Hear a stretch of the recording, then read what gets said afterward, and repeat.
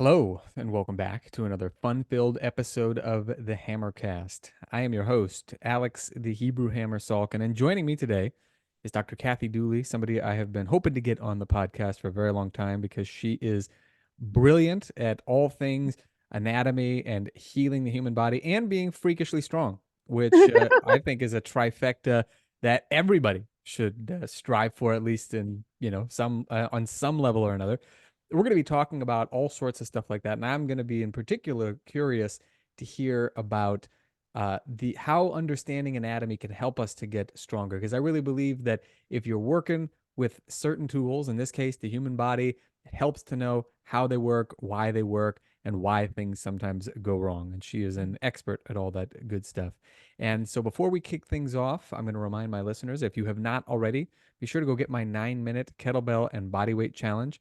It is, as the name implies, only 9 minutes long to do. And even cooler, the movements are not, like these scary type of advanced stuff that you see people doing. They're movements based around the gait pattern. So stuff like crawling, loaded carries, things of that nature, things that help you to tie your body together very well. In fact, that's probably the most common thing that I hear from people, that people say they feel more resilient and stronger and able to lift better and heavier and harder because they feel more tied together. They don't feel like a collection of Frankenstein parts.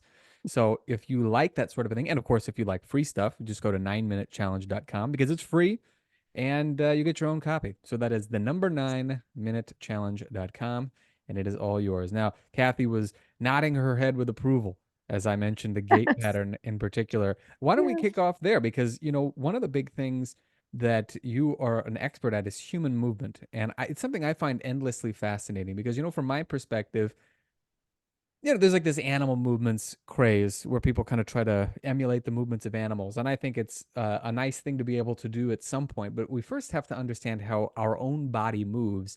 And in many ways, it's far more complex than any animal because we're capable of doing so many things. So, what got you interested in the human body as a whole? I think probably my own the ways that I fell short in my Mm, own human movement, like most therapists, trying to heal oneself came first so that you could then pass on the knowledge right. of what to do for other people. I felt like my body was really failing me in my 20s, and it wasn't true. It was just my perception of improper movement patterning that had been built since I was, I think, very young, rooting back to looking at my baby book and noticing I started walking at 9 months. And when you think about the average Olympian started walking at 14 months and that 70% of the population doesn't start walking until 12 months, this is not something worth bragging to the neighbors about. So it's just very important that you self-reflect and think, "Oh, where did things go wrong? Well, they went wrong for me kind of early." And then that beget functional scoliosis and, not enough to be braced, but enough to make me kind of a crappy athlete. And then, try coming into my athleticism in my 20s and 30s very late, like not having a pull up till I was 35, those kinds of things got me super interested in what can I do for myself to unlock the things that feel like I'm gunning an engine with a parking brake on? Mhm. Why does my body have all these parking brakes? What can I do to release them safely and have permission to move well? I think it's really true what you said about Homo sapiens, evolving to be upright, whatever you believe or whatever you've studied.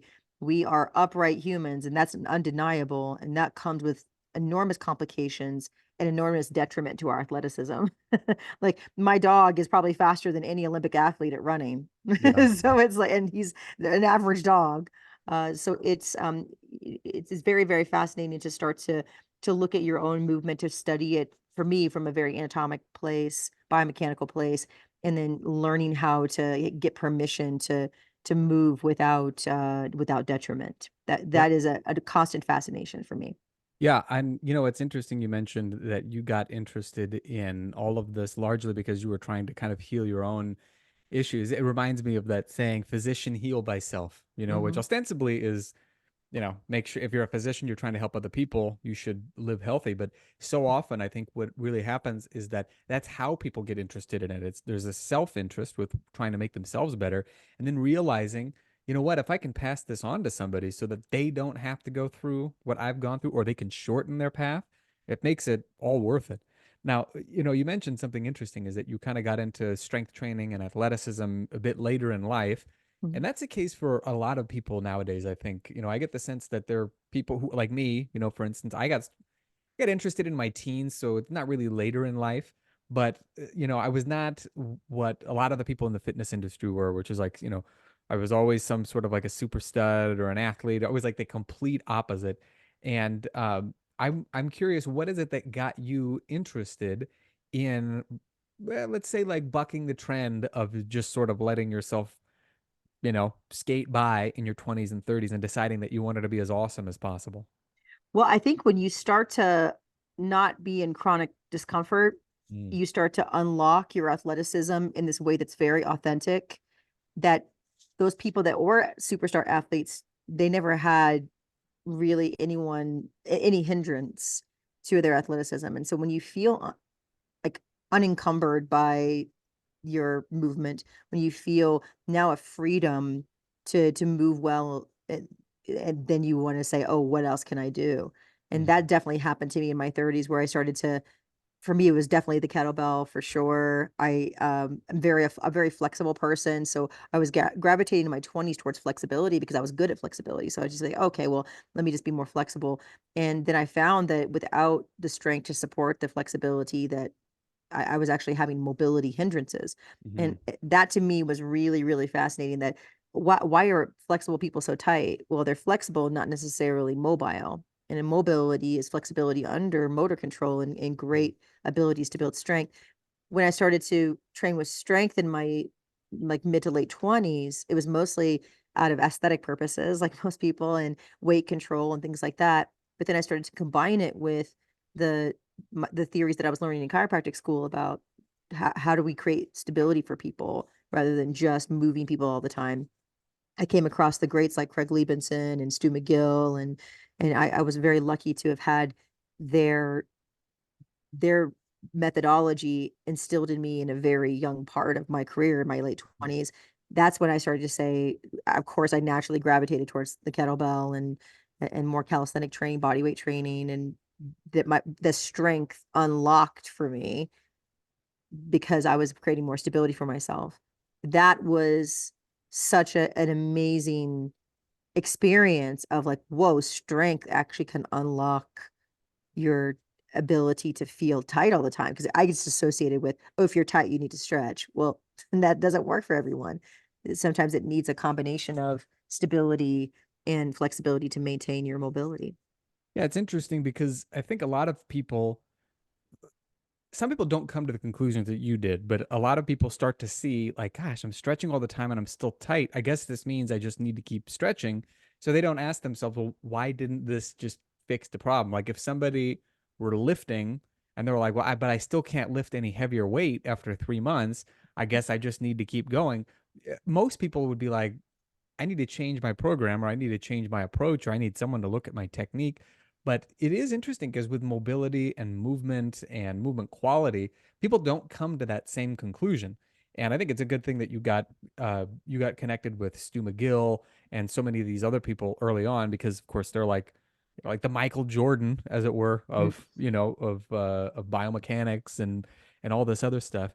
And eventually you came across a particular system that you're now very well known for and that you have taught for a very long time, NKT. And I'm very curious to hear about this. And I regret back in, well, I guess it never ended up happening anyway. When I lived in Israel, Dara Saker, a friend of ours, Dara, he yes. was like, "Hey, I'm putting together an NKT thing. Kathy Dooley is going to be coming out here. Do you want to go?" And I was like, I don't think I had the money at the time, and so I was like, nah, I'm probably not gonna be able to swing it. And then of course, other people evidently had the same reaction. I don't know, but I wish I could have, because now I look at all the stuff. I follow what you're doing, what David's doing, and all these other people, and it's like it's incredible what an understanding and a deep knowledge of the human body can do for people's performance. So then, how did you come across NKT, and like, what was your first impression when you started using its principles? It's gonna sound bad. I will correct it though, because Yeah. I've been, doing NKT for 12 years and I've been teaching it for 11. So I'm clearly an advocate. Um, in the beginning, the amazing Dr. Perry Nicholson of Stop Chasing Pain. He Mm-hmm. was a friend of mine. Really, we're both chiropractors that are kind of rogue in the fact that we do minimal adjusting and maximal rehabilitation techniques, very much in the vein of Craig Liebenson. Craig Liebenson's a good friend of both of ours. Mm-hmm. So we were, natural friends. I think that we were introduced through Craig, and then and Perry is a very authentic person and very amazing at what he does for a living, and what his career is in life. He had suggested that I go to this manual muscle testing technique called NKT. It was in Jersey. It wasn't easy to get to. This is January 2011. And I was like, Perry, I'm not going to get on a New Jersey Transit. I'm not going to get on a bus and go to some, gym in Jersey. That is not going to happen. And he's like, no, trust me. Like, when Perry says, trust me, you do. Mm-hmm. And I was like, okay, okay, fine. I trust you, fine. And walking in and seeing David at work, I was like, oh, immediately I felt in a place that I could really learn and apply functional anatomy. And I wasn't the biggest fan of manual muscle testing because I used it for neurological examinations, and I had learned some, I played kinesiology in chiropractic school, and I was just like, I don't know if this is for me. And the way that David uses manual muscle testing is a way to look for muscular imbalances, like for instance, between antagonists, and looking for balancing the nervous system through motor control. Mm-hmm. And honestly, I knew about motor control. I taught neuroscience, but I had never really thought about how much it impacted my patients and how I needed to do more active therapies rather than passive. And that's what David was all about. That's what NKT was all about. So at first I almost gave up. And then my amazing friend, Dr. Matt Tolstoy, who is an incredible acupuncturist and personal trainer in New York City, he said, no, you need to not give up on this. So we'd studied together, and David really, for some reason, saw something in me. I'm not quite sure what it was, but he knew that I was going to be his first instructor. He would tell me that all the time. And I'm like, I think you got the wrong person. I think you got the wrong lady. And he didn't, obviously.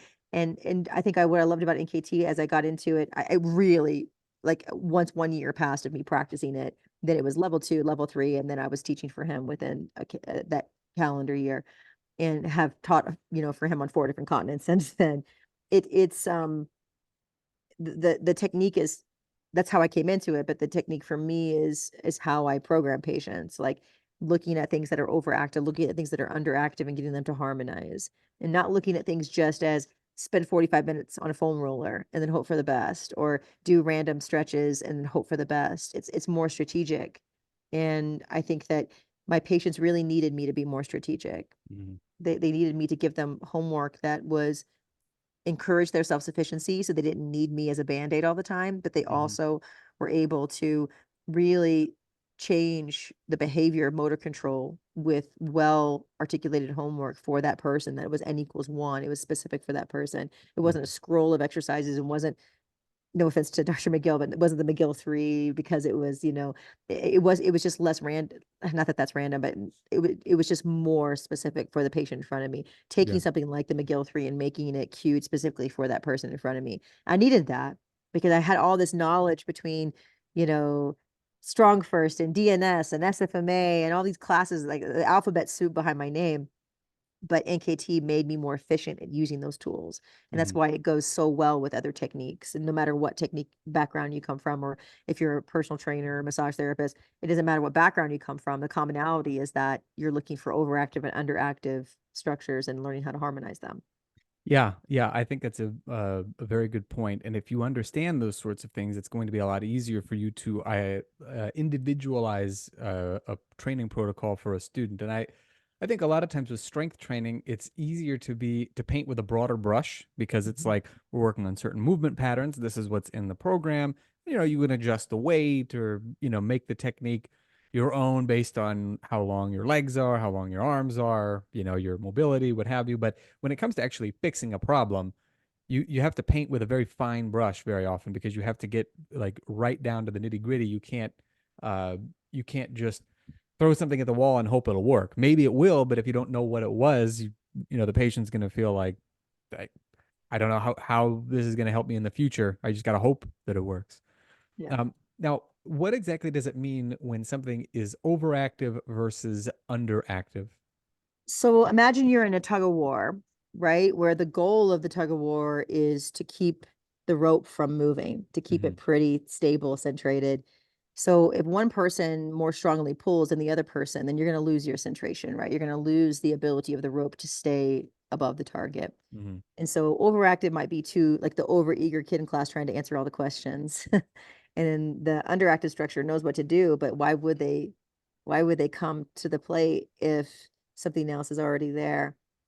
And I liken it to this amazing doctor used to sit next to me in chiropractic school, and I think it was my second semester of chiropractic school, and he sat right next to me, and then he moved in the third trimester, and we were friends. So I asked him, like, why did you move? And he said, because you whisper the right answer under your breath, and I don't have time to think of it.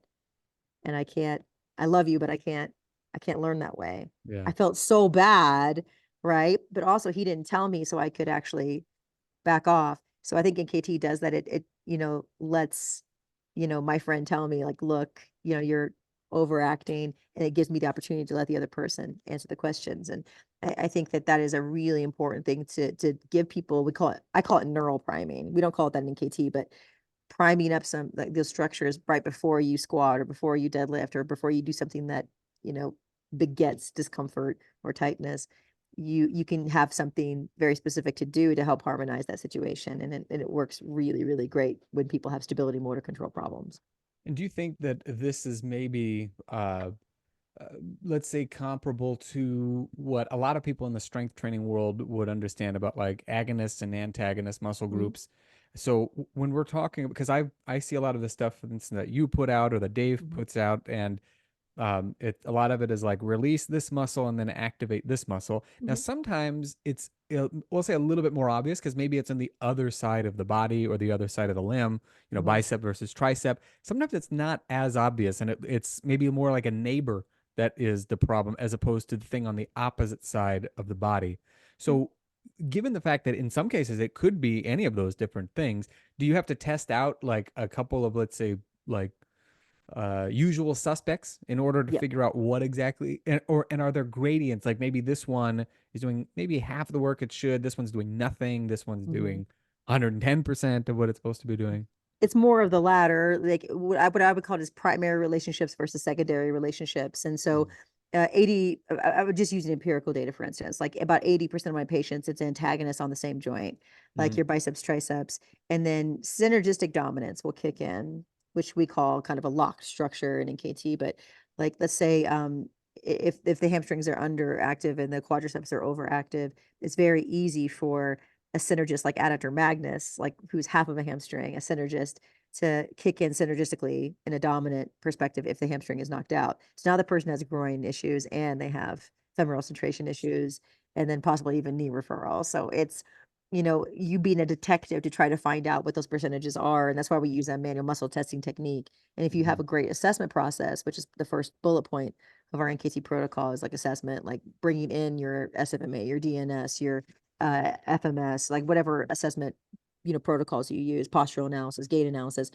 you bring all that in and use that in your assessment process, and NKT makes it sharper and more specific to that person because you're looking for a primary pattern and you're looking to calm and quiet the secondary, tertiary, quaternary patterns. But yes, it's typically a percentage based thing, but you won't really know what that means until you have a protocol to kind of follow to understand what that person needs. Because a Mm-hmm. synergistic dominant situation might not kick in until rep 4.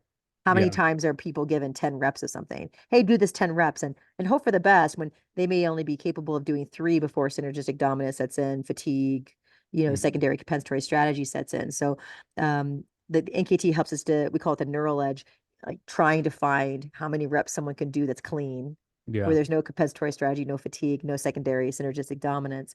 And we quiet some of that. And then the percentages become less impactful because you're giving the person the exact amount of repetitions that they need. Mm-hmm. And I didn't have that before NKT. I was just like, oh, research says somewhere between 3 and 5 reps, or research says, for activation, you need to do somewhere between 8 and 10. Or I've read Schoenfeld's research, so it's got to be 6 to 14 for hypertrophy. And I think Yeah. I have full respect for those numbers being calculated, except for the n equals 1 that's in front of me that can't handle it. Yeah. So I guess NKT gave me the permission to look at the n=1 and what that person in front of me needs, and it gave me a protocol to follow so I can give an assignment that's very patient specific or client specific, and I really needed that.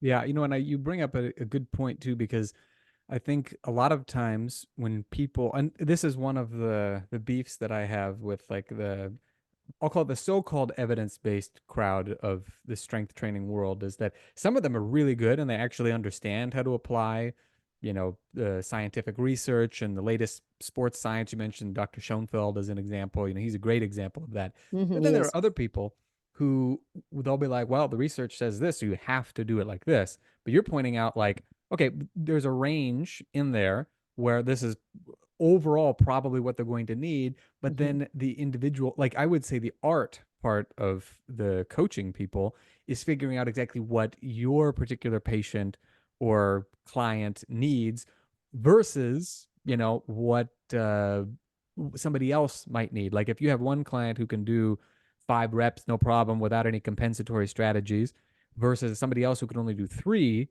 well, okay, so then 3 to 5 is true, but 5 is going to be better for one person and 3 is going to be better for the other. And that's where the individualization comes in. You have to kind of be able to, you need that coach's eye for that sort of a thing.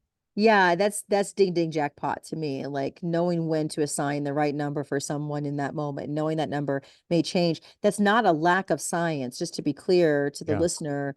Just because it's artistic does not mean it's science free. In fact, that is the definition of testing of a hypothesis, is finding how many times you can do something successfully before things start to break down and the variables change. Yeah. So just because it's called art does not mean it's absent of science. And Exactly. yeah, that's a really important thing I needed to hear, because even as a strong first athlete, for me, it was like, okay, I need to do 100 snatches and I have to do it, in under 5 minutes. And that is my strength conditioning, standard I have to meet, or I have to do this amount of goblets with this amount of weight, or and as much respect as I have for a strong person, that I treated so many athletes for injuries based upon those numbers, Hmm. because they were breaching their stability motor control potentials or their tissue extensibility requirements. So they needed more specific things to be able to work up to that. But they were under this pressure of having to certify, in a 6 month period if they failed. And it was really challenging. I've written a lot of doctor's notes to try to get extensions for people, Yeah. because not everybody fits into that cookie cutter protocol, and it doesn't mean they're not an athlete if they don't. Hmm. And that's a big part of the disrespect that we collectively as a world give to athletes, is that we expect them all to fit this cookie cutter thing, and it's just not true. Yeah. And you think that professional athletes get the care that they need for that, but remember, if it's not appreciated on a little league level, it's probably not appreciated on the other levels either, because it becomes an indoctrination Yeah. of just abuse, I think, of the athlete, rather than a respect for, let's dial this back and see what this person needs and then build them back up to where they need to be as an athlete. Yeah, I think everything you've said is definitely applicable to strong first instructors, and I think one of and I wouldn't call this a criticism of strong first. I would say this is um, we'll say like a communication issue or misunderstanding among a lot of the people who get involved with it, because I see this a lot too. Mhm. Is people will be like, okay, well, I need to do. I'll give you an example. People will be like, I need to do my snatch test. I had a client on a couple of occasions to help her prepare for her level 2 recertification. And one of her problems was that she would always go in like injured in some way because of her training. And, from my perspective, it wasn't really the fault of the exercises. It was either, the fault of the exercise selection at the time when she was doing it or the protocol. Like she had an instructor. She was a guest of my podcast some years back, but she had an instructor who said once a week do 300 snatches with your snatch test weight, no matter how long it takes to do them. It's like that might be a good gut check every now and again, but then to be like do it every week and then try to slowly whittle away at the amount of time, it's Mhm. like you're just throwing something at the wall and hoping it's going to stick. That also sounds like volume over Quality. technique, and that Yeah, is not strong versus theory. exactly. That's why I love strong first, is because they they believe in the no count. Yeah. You get a certain amount of no counts, you don't pass your snatch test. You Yeah. get, a certain amount of no counts, you have to redo your, I mean, I have so much respect for, amazing coaches that I've met through strong first, like Mike Perry, Artemis Scantilides, like these incredible people that were very, very much about the no count, just like Yeah. Pablo would have. That's why he built, something like Strong First. And saying to somebody, do 300 no matter how long it takes is really, to me, that is opening a window Yeah. for injury potential, especially they don't have, if they had no counts in that. He didn't say 300 no counts. He just said this arbitrary number of 300. I'm not really sure where that 300 comes from. Maybe just trying to make 100 feel easy. But I mean, 100, 300 done any time per day is not going to make 105 minutes feel easier. now So, that's the other thing too, is that, so one of the things that I did when I worked with her is I actually had her go heavier with the snatches, but only do them once a week and only do them within a certain range. So it's like once you have gotten this range, so maybe I wrote an article on it, so I won't go into all the details on it, but it was, let's say, like, you know, 5 per arm on the minute for 2 minutes on, 1 minute off, 2 minutes on. Okay, once you can do that, then you go up to six. Okay, and then if you've done that mhm. 3 weeks in a row where you keep going up, you're going to drop back, make sure that you're getting some back off weeks in there. That's And progressive overload. exactly, That is how the tissue accommodates, how you become adaptive and resilient. That's good programming. And exactly. nothing against the instructor that told her that doesn't seem very aligned with strong first motto and protocol Yeah. of prioritizing biomechanics. So I mean that happens. I think that people are ambitious with volume. And one of the great things that one of my former business partners, Jason Kapnick, he's Iron Tamer, Oh yeah. like he would tell me like Beast Tamer, excuse me, not Iron Tamer. Iron Tamer is Dave Whitley. Sorry, Beast Tamer. He would tell me volume is one way, you know, progressive overload is another way. Mm-hmm. Frequency is one way, duration is one way. And he's one of the strongest people I've ever met. He was a 660 deadlifter at 185.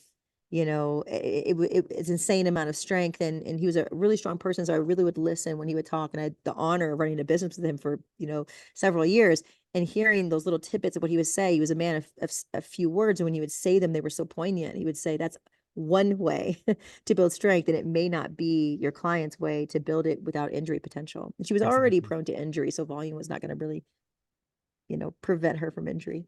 Yeah, for sure. Well, and that just goes to illustrate the point that sometimes people misunderstand what they're hearing, even if they're hearing it from a very good source.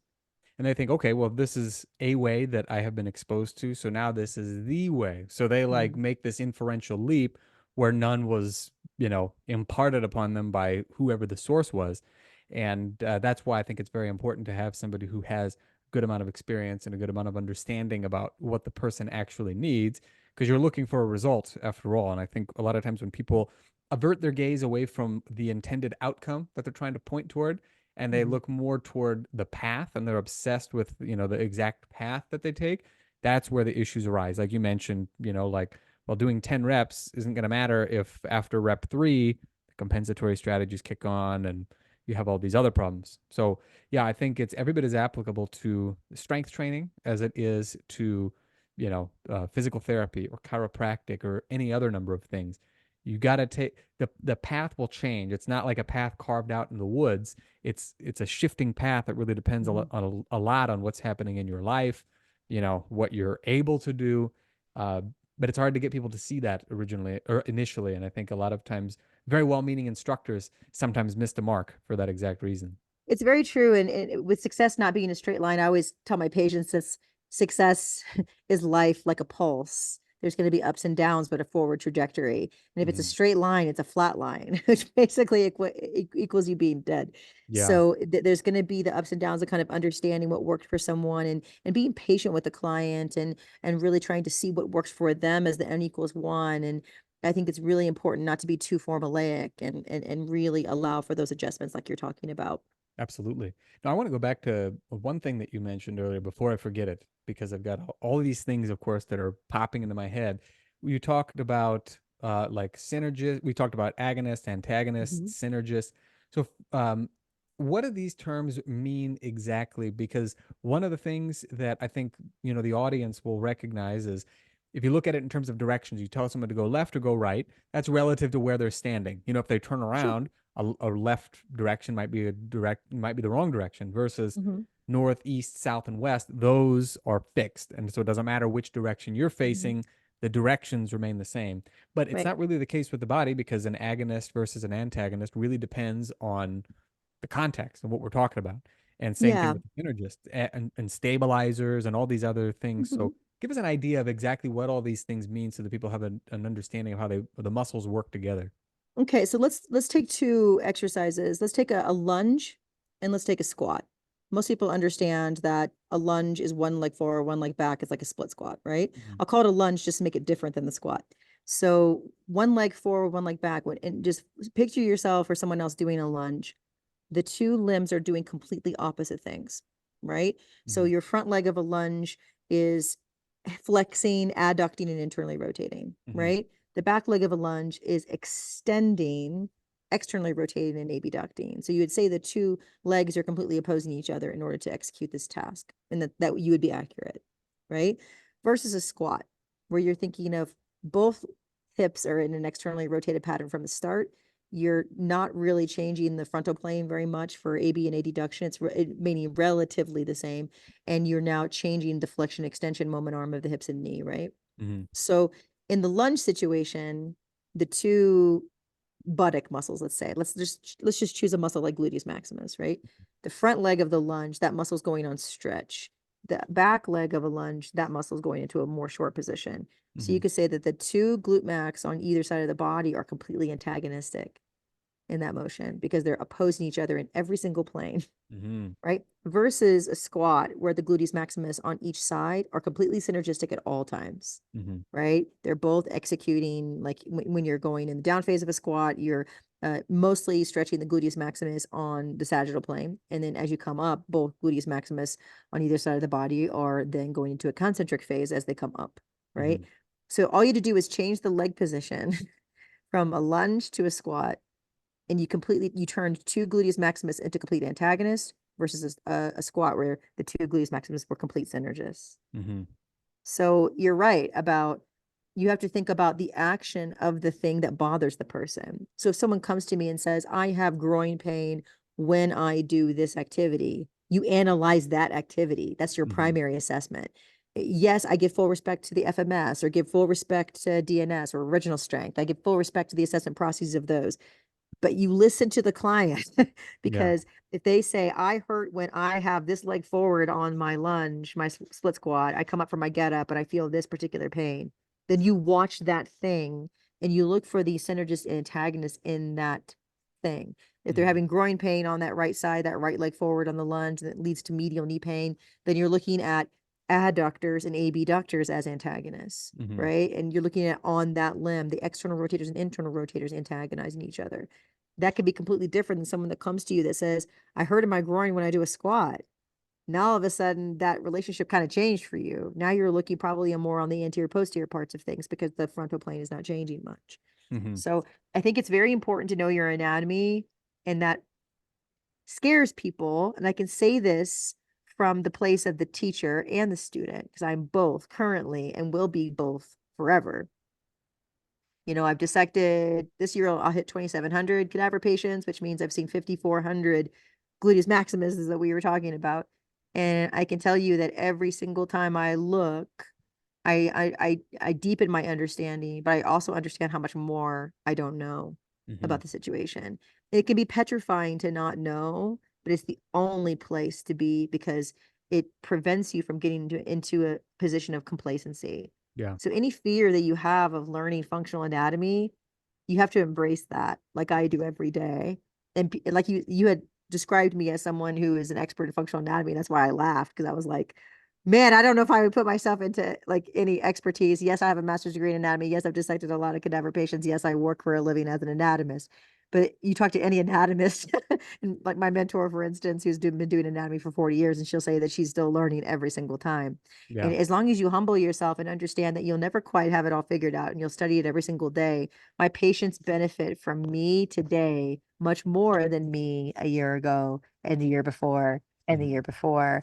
And that's really a beautiful thing, the unknowing and the ability to humble oneself to learn functional anatomy. So when it comes to antagonists and synergists, if that whole conversation freaked you out, then break down a movement, pick a movement like the squat, and fully understand what's happening at every single joint, what's working together, what's working against each other. And that might take you a full month to really get down. And that would be 1 month out of your life, out of what, let's say like a 90 to 100-year life, where you now fully understand the agonist antagonist to the squat. What's a month?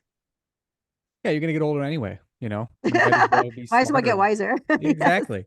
Yeah, I think it's you said something in there that I think really summarizes it too, that pick something and start Mhm. there. You know, I Yes. think like I had some issues with my left forearm recently, and it turns out there were a long it was like a long time coming. It was just I did something dumb, and then, you know, I had to go see my chiropractor, and he's a Mhm. guy I think you would like because he's very, very he's a genius at this stuff too. And he was able to point out, okay, here's what's happening, here's what seems to be the problem, here's how we know, so on and so forth. So, you know, it got me interested, like, okay, well, maybe I should go read the Wikipedia page about the anatomy of the hand or the bones in the hand, you know, or Yes. how the forearm muscles move the fingers in this kind of like remote control sort of a way. And similarly, I saw him for just a checkup, nothing really serious or whatever, but we you just mentioned the forearm, and he's like, yeah, tried doing this. And I was like, wow, like that. These are basically, it was like flexing the wrist and then extending the fingers.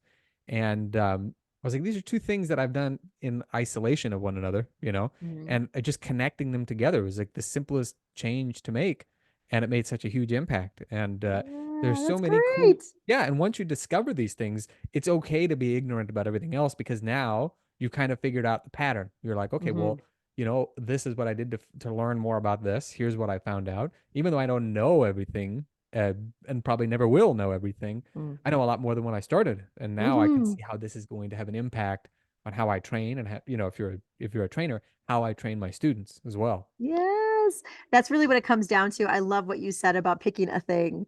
And so many people come to me like for mentorship or as students or as patients. I figured patients are mentees just as much as my students are.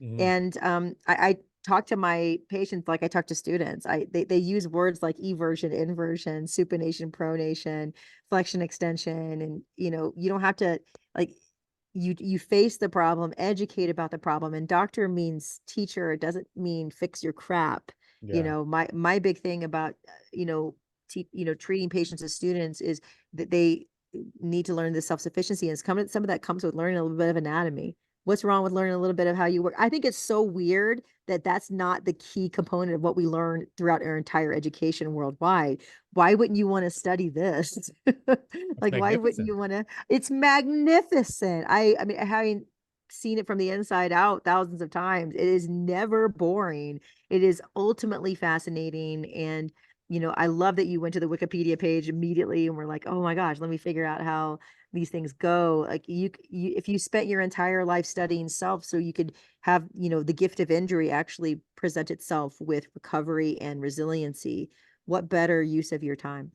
Yeah. Yeah. No, I agree. And I think you really hit the nail on the head too by talking about having your patients learn these things and becoming like your students. Because I always try to get my, I call them students. You know, you could say trainees, you could say clients, you know, whatever you want. But I like to call them students because I view my job as somebody who can try to get them to understand the stuff that took me a long time to understand and be like, here's the Cliff Notes version.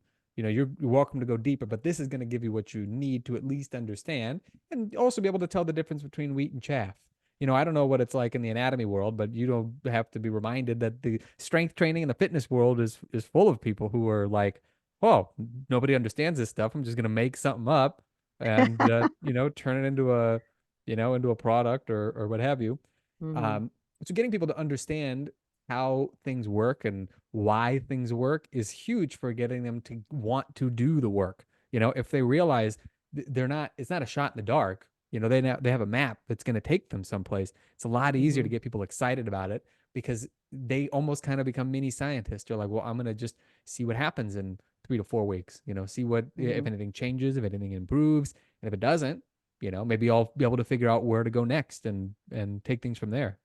It's very powerful uh to embrace your studies, the student, when you're studying movement to take all the things that make you uncomfortable and turn that weakness into a strength. I often tell people that anatomy was my worst board score in chiropractic school. It was the worst of all the things that I did, and it became a very big strength. I think that can happen with human movement. It can happen with someone's pull up. It can happen like, oh, I'm the worst at pull ups. And if you perpetuate, I'm the worst at, I'm the worst at, I'm the worst at, you really just perpetuate the fact that you suck at it rather than saying, I'm not great at this. Let me break down why I'm not.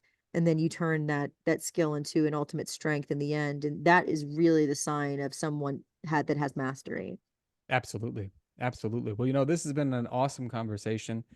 And I know that people are going to want to follow you and learn more and soak up all of this great information, as well as maybe some pictures of cadavers, just FYI. There might be a few of those floating around on her various different socials. Where can people follow you and check up on what you're doing and all that other good stuff? So you can email me anytime if you have any questions about anatomy and how it applies to things. I probably can give you an answer or send you to some peer review that might cover it and save you some time. My email is drkathydooley@gmail.com, DrKathyDooley, which is my name.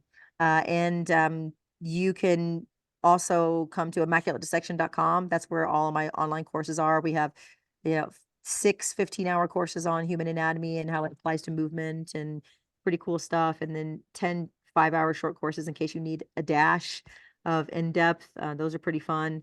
Everything from the vestibular system to sciatica, things like that. Really popular courses. For neurokinetic therapy, NKT, just go to neurokinetictherapy.com. If you don't get a course with me, all the instructors are just fantastic. They're great. When you come to a course with me, you get a little bit more anatomy nerdery, but they're all fantastic instructors, and I would trust them wholeheartedly with your education. They're amazing. Not to mention David himself, David Weinstock, who started in KT. He still teaches courses stateside on the West Coast, California-based courses. He's great.